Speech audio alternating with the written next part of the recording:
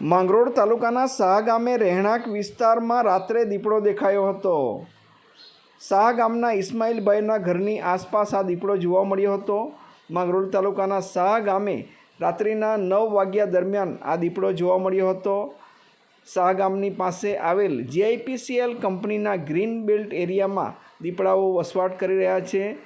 પ્રતિબંધિત વિસ્તાર હોવાથી દીપડાઓ વસવાટ વધી રહ્યો છે, ત્યારે નજીકના વિસ્તારમાં રાત્રિ દરમિયાન દીપડાઓ આવતા હોય છે। માંગરોળ તાલુકાના શાહ ગામે રાત્રે 9 કલાકે આ દીપડો દેખાયો હતો। આ દીપડા સંદર્ભમાં માહિતી સ્થાનિકો આપી રહ્યા છે।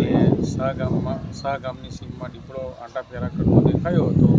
હાલમાં ચોમાસાની સિઝન હોય, શેરડીના ખેતરોમાં પાણી ભરાવાથી અને આ GIPCLનો શાહ વસ્તાન ઝાકરડામાં GIPCLનું ગ્રીન બેલ્ટ આવેલું છે, જ્યાં ખૂબ લીલોતરી છવાઈ છે, મોટા મોટા વૃક્ષો અને ઝાડો છે, જેના કારણે પશુ પક્ષીઓ આ વિસ્તારમાં આવીને રહે છે અને પોતાનું જીવન જીવે છે। આ વિસ્તારમાં ગ્રીન બેલ્ટ વિસ્તારમાં માનવોની અવરજવર નથી અને અહીંયા GIPCL એમને પરમિશન આપતા નથી, જેથી પ્રાણી પક્ષીઓ આવીને રહે છે।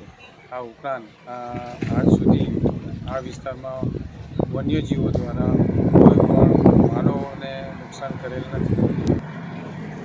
સહદેવ વસાવા દીપડો હળતો ફરતો જોવા મળી રહ્યો છે। જે હાલ ચોમાસાની સિઝન હોય તેના કારણે વન્ય પ્રાણીઓ બહાર નીકળી આવે છે। એ વસ્તાન ઝાકળ અને વસ્તાનની વચ્ચે GIPCLનો ગ્રેટ વેલ આવેલો છે, જ્યાં મોટા મોટા ઝાડો અને ડુંગરો આવેલા છે।